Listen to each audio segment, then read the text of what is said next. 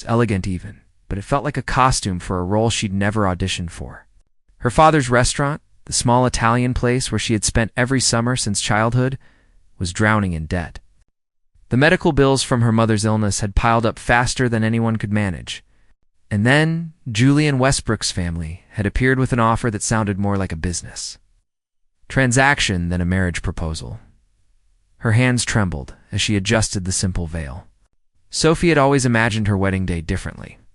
She had dreamed of marrying someone who looked at her the way her father looked at her mother, even after 30 years together. Someone who knew her favorite book, who understood why she cried during sunset, who actually wanted to know her. Instead, she was about to marry a man she had met exactly twice. Both times in conference rooms surrounded by lawyers, the door opened and her best friend Rachel entered. Her expression a mixture of concern and forced cheerfulness. "Sophie, you look beautiful." Rachel's voice wavered slightly as she spoke. Sophie turned away from the mirror. "Do you think I am making a mistake?" Rachel took her hands, squeezing gently. "I think you are saving your family. That takes incredible courage. And who knows, maybe Julian will surprise you." Sophie wanted to believe that. But the memory of their last meeting haunted her. Julian had barely looked up from his phone during the entire prenuptial agreement signing. He had treated the whole thing like another real estate deal, initialing pages without emotion, asking his lawyer questions about property division and asset protection. When Sophie had tried to start a conversation about their future living arrangements, he had simply said his assistant would handle the details. The wedding. The ceremony took place in an exclusive hotel ballroom in Manhattan. Everything was perfect in that calculated, expensive way that money could buy.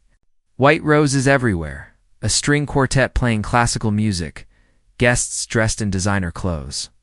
But there was no warmth, no joy, nothing that felt remotely like a celebration of love. Julian stood at the altar in a perfectly tailored charcoal suit, his dark hair styled impeccably, his expression neutral. He was undeniably handsome, with sharp features, intense gray eyes, and the kind of presence that commanded attention. But when Sophie walked down the aisle, he barely registered any emotion. His eyes met hers briefly before he glanced at his watch. The officiant began speaking. But Sophie heard the words as if from underwater. She was acutely aware of the cameras, the guests, the performance they were putting on. When it came time for vows, they recited the traditional words without adding anything personal. Julian's voice was steady and professional, like he was closing a business deal. "Do you, Julian Westbrook, take Sophie Bennett to be your lawfully wedded wife?" "I do." His response was quick, efficient. When it was her turn, Sophie's voice caught for just a moment. "I do." The kiss was perfunctory, a brief brush of lips that lasted barely 2 seconds. No lingering, no tenderness, nothing that suggested this was the beginning of a life together. The guests applauded politely. Julian immediately turned to shake hands with his business associates while Sophie stood alone. Feeling more isolated than she had ever felt in her life, the first weeks they moved into Julian's penthouse apartment, a stunning space on the Upper East Side with floor-to-ceiling windows overlooking Central Park. The apartment was all clean lines, expensive furniture, and carefully curated art pieces.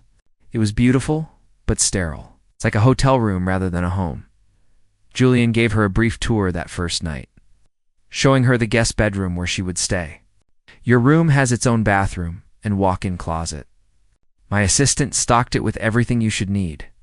If you require anything else, just let her know." Sophie stared at him. "We are not sharing a bedroom?" Julian loosened his tie, not meeting her eyes. "I think separate spaces are more practical. We both value our privacy." He disappeared into his home office after that.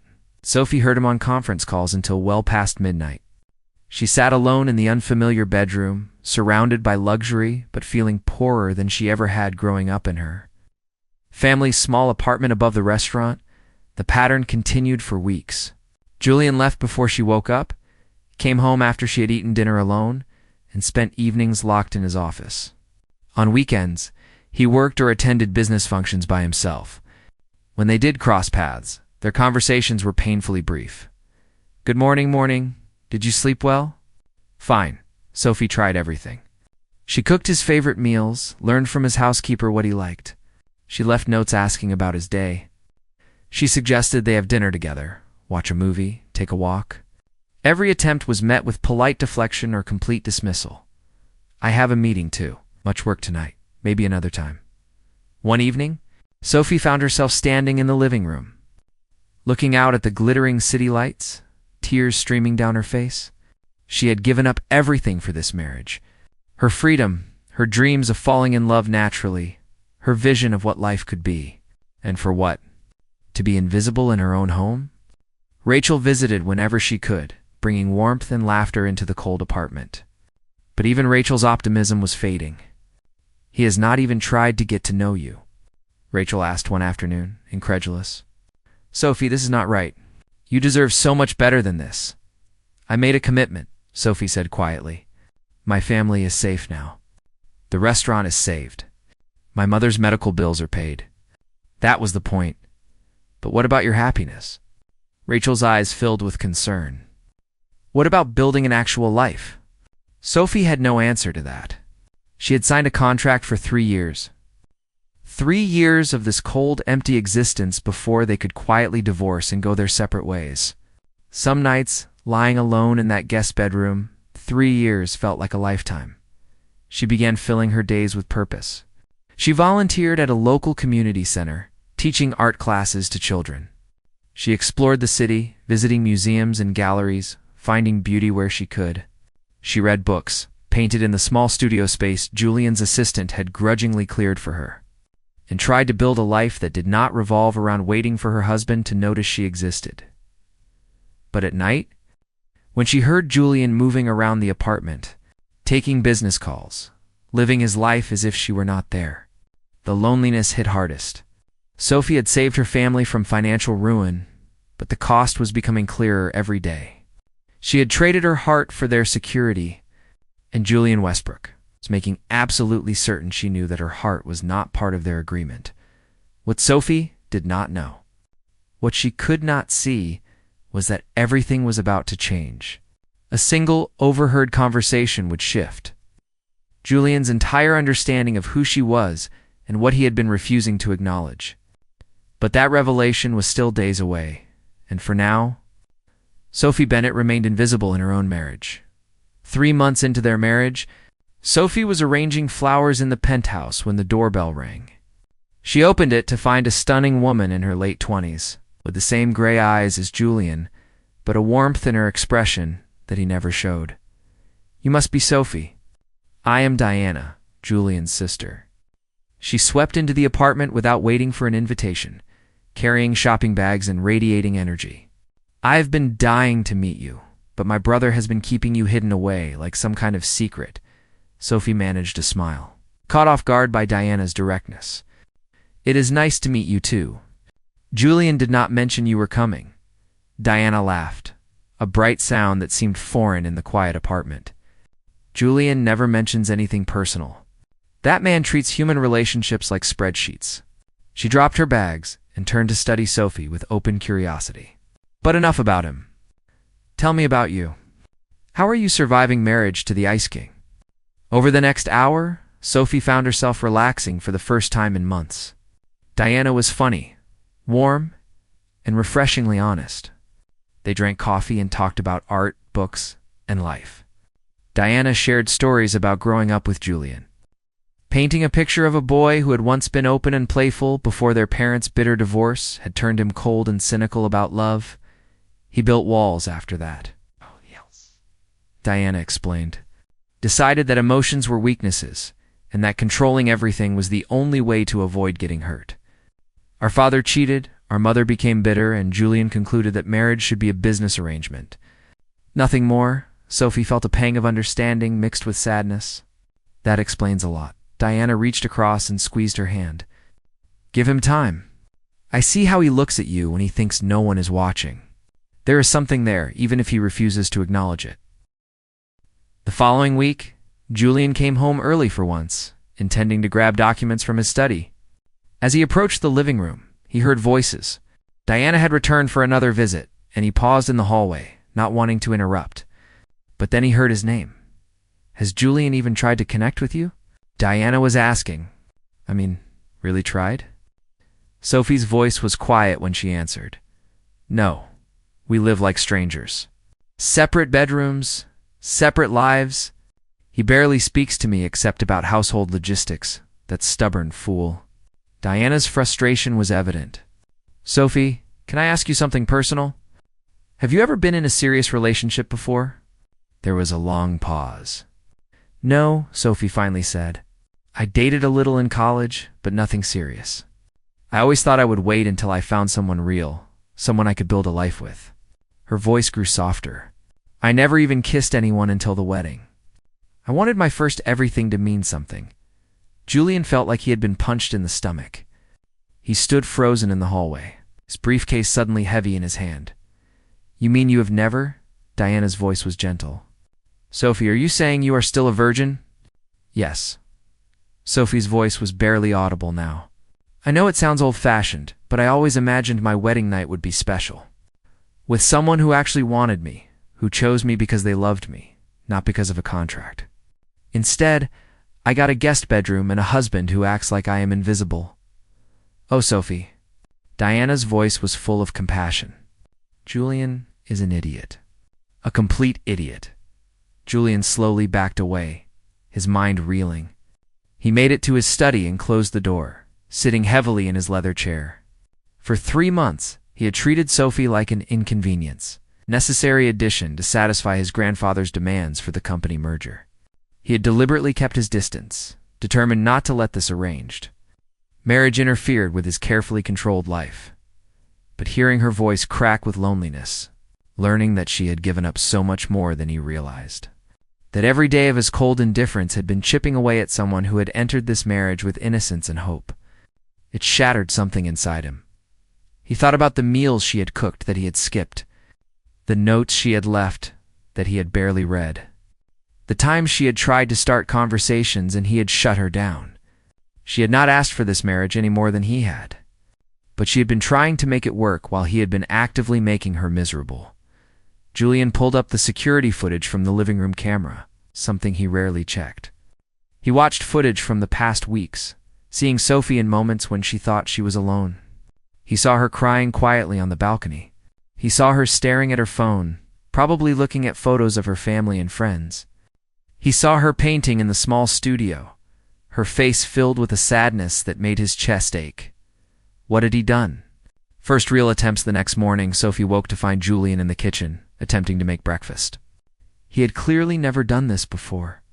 There was flour on the counter, eggshells in the pancake batter, and the smoke alarm had gone off at least once based on the open windows. He looked up when she entered, and for the first time, she saw something other than indifference in his eyes. Uncertainty? Maybe. Or the beginning of shame. Good morning, he said, his voice different than usual, less distant. I was trying to make pancakes, but I think I am failing spectacularly. Sophie stared at him, confused by this sudden change. Do you need help? Please. He stepped aside, and for the first time since their wedding, they stood side by side doing something together. Julian followed her instructions, and she tried not to notice how hyper-aware she was of his presence, the warmth of him next to her, the sandalwood scent of his cologne. When they finally sat down with salvageable pancakes, Julian cleared his throat. Sophie, I owe you an apology. A massive one. I have been treating you terribly, and there is no excuse for that. She looked up, surprised. What changed? Julian met her eyes. I realized I've been seeing you as an obligation instead of a person. That was wrong. You deserve better, and I want to try to give you that. If you will let me. Sophie's heart beat faster, but she was cautious. Years of loneliness could not be erased by one breakfast. What exactly are you saying? I am saying I want to start over. Really get to know you. Build something real here, even if it started artificially. He reached across the table, his hand hovering near hers. I cannot promise I will be good at this. Relationships are not my strength. But I want to try. Slow progress. The changes were gradual, but noticeable. Julian started coming home for dinner. He asked about her day and actually listened to the answers. He learned that she loved impressionist art, that she volunteered teaching underprivileged kids, that her favorite time of day was early morning when the city was just waking up. One evening, he surprised her with tickets to an art exhibition she had mentioned wanting to see. They walked through the gallery together, and Julian found himself captivated, not by the paintings but by Sophie's face, as she explained what she loved about each piece. Her eyes lit up when she talked about art, and he realized he had never noticed how beautiful she was when she was happy. They started taking walks through Central Park. They cooked together, with Sophie teaching him basic skills and laughing when he inevitably made a mess. They watched movies on the couch, and one night, Julian fell asleep during the film and woke to find his head had dropped onto Sophie's shoulder. She had not moved, just sat there letting him rest. Diana noticed the change immediately on her next visit. She pulled Julian aside with a knowing smile. "You finally figured it out." Julian ran a hand through his hair, looking more vulnerable than his sister had seen him in years. "I have been such a fool, Diana. I wasted 3 months being cold to someone who never deserved it. So make up for it now," Diana said simply. "Show her who you can be when you are not hiding behind walls."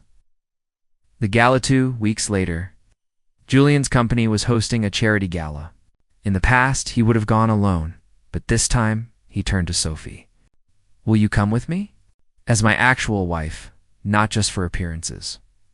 Sophie hesitated, remembering every social event where she had felt like an accessory. "What is different this time?" "Everything," Julian said firmly. "I want you there with me. I want everyone to know you are my wife, and that I am proud of that, the night of the gala." Sophie wore a deep emerald dress that Diana had helped her pick out. When she came down the stairs, Julian stopped mid-conversation with his assistant and just stared. The look on his face made Sophie's breath catch. "You look breathtaking," he said, offering his arm. She took it, feeling the solid warmth of him. And something shifted between them. At the gala, Julian stayed by her side the entire evening. He introduced her to everyone, his hand resting protectively on the small of her back. When a business associate made a dismissive comment about art teachers, Julian's voice turned cold. "My wife is incredibly talented and does more good in 1 week of teaching than most people do in a lifetime. I would appreciate it if you showed her the respect she deserves." Sophie's heart swelled. No one had ever defended her like that. Later, when the band started playing, Julian turned to her. "Dance with me?" On the dance floor, he pulled her close, one hand at her waist, the other holding hers. They moved together easily. Sophie was acutely aware of every point where their bodies touched. "Thank you," she whispered. "For tonight? For trying." Julian looked down at her, his gray eyes intense. "Sophie, I need you to know something. This is not just trying anymore. Somewhere in the past few weeks, this became real for me. You became real for me." Her breath caught. "Julian, what are you saying?" "I am saying that I am falling for you. I know I have given you no reason to believe me, and I know I need to earn your trust. But I need you to know that this matters to me now. You matter to me." The power outage, they returned to the penthouse that night, the air between them charged with new tension. Sophie was changing out of her dress when the lights suddenly went out. A blackout had hit their section of the city. She heard Julian's voice from the hallway. "Sophie, are you okay?" "I am fine," she called back, making her way carefully through the dark bedroom. She opened the door to find Julian standing there with his phone flashlight. Still in his dress shirt with the tie loosened. "Looks like we are without power for a while," he said. "Want to sit on the balcony? The stars are actually visible tonight." They settled on the outdoor couch. The city spread out below them in unusual darkness. Julian had grabbed a bottle of wine and 2 glasses. They talked for hours, sharing stories they had never told each other before. Sophie told him about her mother's illness, about the fear of losing the restaurant, about her dreams of opening her own art school someday. Julian opened up about his parents' divorce, about the pressure of running the company, about how he had confused control with protection. "I thought if I'd never let anyone in, I could never be hurt," Julian admitted. "But all I did was hurt someone who never deserved it. You walked into this marriage with more courage than I have ever had, Sophie. You were willing to be vulnerable even when I gave you nothing in return. Sophie felt tears prick her eyes. I was so lonely, Julian. Every day in that guest bedroom, feeling like I had made the worst mistake of my life. Julian set down his wine glass and turned to face her fully. You are not sleeping in that guest bedroom anymore. Not because I expect anything, but because I want you close. I want to fall asleep knowing you were there and wake up seeing your face. If you want that too. Sophie's heart pounded. I want that. Julian reached out slowly, giving her every chance to pull away, and cupped her face in his hands. Can I kiss you? Really kiss you this time, not like at the wedding. Yes, she breathed. The kiss started gentle, Julian treating her like something precious. But when Sophie's hands moved to his hair, pulling him closer, something ignited between them. The kiss deepened, became hungry, full of 3 months of tension and 2 weeks of growing connection. When they finally broke apart, both breathing hard, Julian rested his forehead against hers. Come to bed with me, he whispered. Just to sleep. Just to be close. We will take everything else at whatever pace you need. Sophie nodded, and Julian stood, taking her hand and leading her through the dark apartment. They fell asleep that night, tangled together, and for the first time since her wedding day. Sophie felt like she might actually have found her home. Sophie woke slowly, awareness returning in gentle waves. The first thing she noticed was warmth, the solid presence of someone next to her. Julian's arm was draped across her waist, his breathing deep and even against her neck. Sunlight filtered through the curtains, casting golden patterns across the bed they now shared. She stayed still, not wanting to break the moment, hardly believing this was real. For months, she had slept alone in that guest bedroom, wondering if she would ever feel connected to the man she had married. Now, waking up in his arms felt like stepping into a dream she had stopped allowing herself to have. Julian stirred behind her, his arm tightening slightly before he seemed to wake fully. Good morning. His voice was rough with sleep, sending shivers down her spine. Good morning, Sophie whispered back. He pressed a kiss to her shoulder, a gesture so tender it made her heart ache. How did you sleep? Better than I have in months. She turned in his arms to face him, finding his gray eyes already focused on her with an intensity that made her breath catch. What about you? Best sleep of my life, Julian admitted. He reached up to tuck a strand of hair behind her ear, his fingers lingering on her cheek. Sophie, I know we have a lot to figure out, but I want you to know that last night, falling asleep with you, that felt more right than anything has in years. Before she could respond, his phone buzzed insistently on the nightstand. Julian glanced at it and groaned. I have a meeting in an hour. But he made no move to get up, instead pulling her closer. They can wait. Sophie laughed softly. The great Julian Westbrook? Putting off work? Who are you, and what have you done with my husband? Your husband, he repeated, a smile playing at his lips. I like hearing you say that. He kissed her forehead, then her nose, then hovered near her lips. I really like it. The kiss that followed was slow and sweet, full of promise. When they finally separated, Julian sighed reluctantly. I really do have to go, but tonight, let me take you somewhere special. Just us. Opening up true to his word, Julian came home that evening at a reasonable hour, something that would have been unthinkable weeks ago. He found Sophie in her studio working on a painting of the park at sunrise.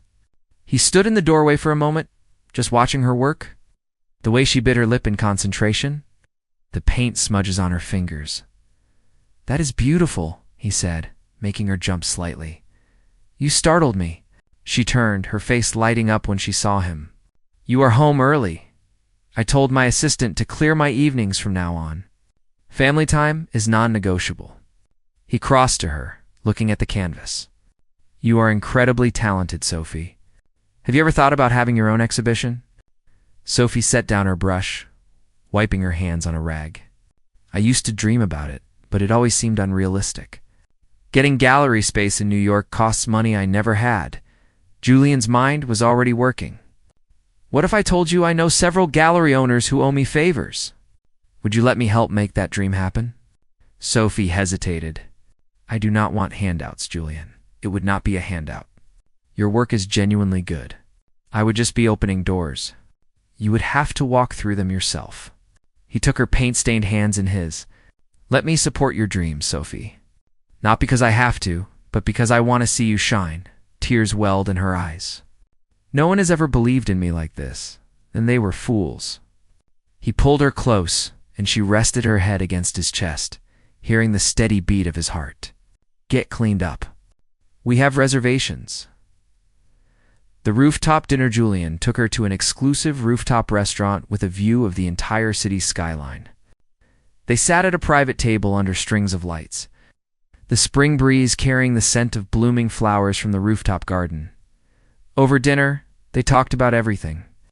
Julian shared more about the pressure he felt running the family company, about his fear of failing his grandfather who had built the business from nothing. Sophie told him about her mother's recovery, how the weight of medical debt had lifted because of their marriage, how grateful she was, even though she had been so unhappy. I need to meet your family properly, Julian said suddenly.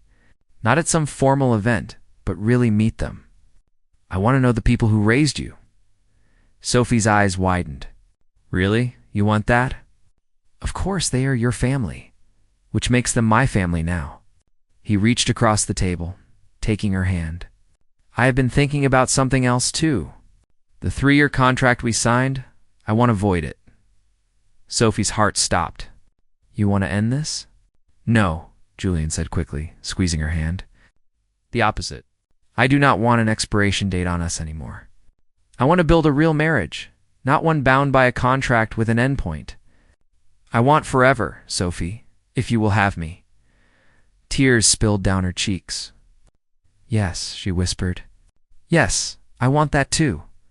Julian stood and moved to her side of the table, kneeling beside her chair. He pulled out a small box, opening it to reveal a stunning ring, nothing like the simple band from their contract wedding. This is what I should have given you the first time. Not as part of a business deal, but as a promise. Sophie Bennett Westbrook, will you marry me again? For real this time, with love and choice and everything I should have given you from the beginning? Sophie nodded, unable to speak through her tears. Julian slipped the ring onto her finger, then stood and pulled her up into his arms, kissing her deeply while the other diners applauded. The real wedding 3 weeks later. They stood in a small chapel in the Hamptons, surrounded only by close family and friends. Diana served as maid of honor, beaming with satisfaction at having been right about her brother. Sophie's parents sat in the front row, her mother crying happy tears. Her father looking proud and relieved that his daughter had found real love after all.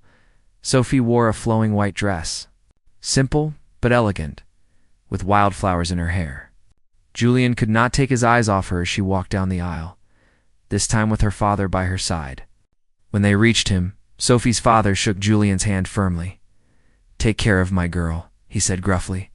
For real this time, I promise, Julian replied, meaning it with every fiber of his being. The ceremony was everything their first wedding had not been. Personal, warm, filled with emotion. When it came time for vows, Julian spoke from the heart. Sophie, 3 months ago I married you thinking it was just a business arrangement. I was wrong about everything. You walked into my life and refused to let my walls stand. You showed me that being vulnerable is not weakness. It is the bravest thing a person can do. You taught me how to feel again, how to hope again, how to love. I promise to spend the rest of my life making up for those first cold months. I promise to always see you, to always choose you, to build the life together that we both deserve. Sophie's voice shook as she responded. Julian, I married you out of duty, but I am marrying you today out of choice. You have shown me that people can change, that walls can come down, that sometimes the most unexpected beginnings lead to the most beautiful stories. I promise to stand by you, to support your dreams as you support mine, to be your partner in everything. I choose you today and every day for the rest of our lives. The kiss they shared was deep and passionate, and this time, when they turned to face their guests, they were both glowing with genuine happiness. The wedding night they spent their second honeymoon at a private beach house. Just the two of them and the sound of waves. That first night, As they stood on the balcony watching the sunset paint the sky in shades of orange and pink, Julian pulled Sophie close. "Are you nervous?" he asked softly, knowing this was new territory for her. "A little," she admitted, "but I trust you." Julian turned her to face him, his hands gentle on her waist. "We do not have to do anything you are not ready for. There's no rush, no pressure. We have all the time in the world." But Sophie shook her head, reaching up to cup his face. "I am ready, Julian. I want this. I want you. Not because I feel obligated, but because I love you. Because I choose this." "I love you too," he breathed, and the words felt like coming home. "Then let me show you how much." He led her inside, every touch reverent and careful. Julian took his time, making sure she felt safe and cherished at every moment. He kissed away her nervousness, whispered reassurances against her skin, made her feel like the most precious thing in the world. When they finally came together, it was tender and passionate, a perfect expression of everything they had built between them. Afterward, they lay tangled together, Sophie's head on Julian's chest, his fingers tracing lazy patterns on her back. "That was perfect," she whispered. "You made it perfect." Julian kissed the top of her head. "You are perfect. Thank you for trusting me with this." With all of you, 6 months later, Sophie stood in her very own art gallery, surrounded by her paintings, watching as patrons moved through the space with appreciation and interest. Several pieces had already sold. An art critic from a major publication had praised her work as emotionally evocative and technically masterful. Julian stood across the room, talking with potential buyers, but his eyes kept finding her. Every time their gazes met, he smiled. That private smile he reserved just for her. Diana appeared at Sophie's elbow, grinning. "Look at you, successful artist, happily married. I told you he would come around." "You did," Sophie laughed. "Thank you for not giving up on him." "Thank you for not giving up on him either." Diana clinked her champagne glass against Sophie's sparkling water. "Wait, why are you not drinking wine?" "You love wine." Sophie bit her lip, trying to hide her smile. "Can you keep a secret until tonight?" "I have not told Julian yet." Diana's eyes widened. "Oh my God, are you pregnant?" Sophie nodded, her hand instinctively moving to her still flat stomach. 10 weeks. "I found out yesterday and I want to tell him in a special way." "He is going to be thrilled," Diana said, pulling her into a hug. "You two are going to be amazing parents."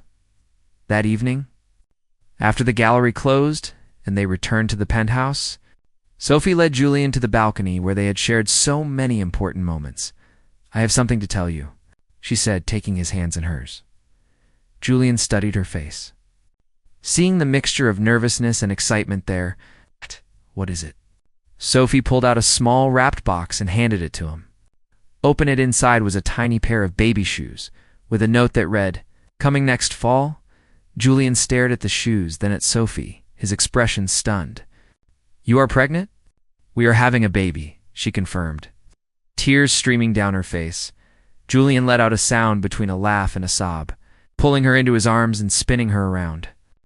"We are having a baby," he repeated, setting her down gently, suddenly concerned. "Sorry, should I not have done that? Are you okay?" Sophie laughed through her tears. "I am fine, we are fine." "I am just so happy, Julian." He knelt down, pressing a kiss to her stomach. "Hello in there, little one. I am your dad, and I cannot wait to meet you." He looked up at Sophie, his eyes shining. "Thank you. Thank you for this. For us. For giving me a chance when I did not deserve one."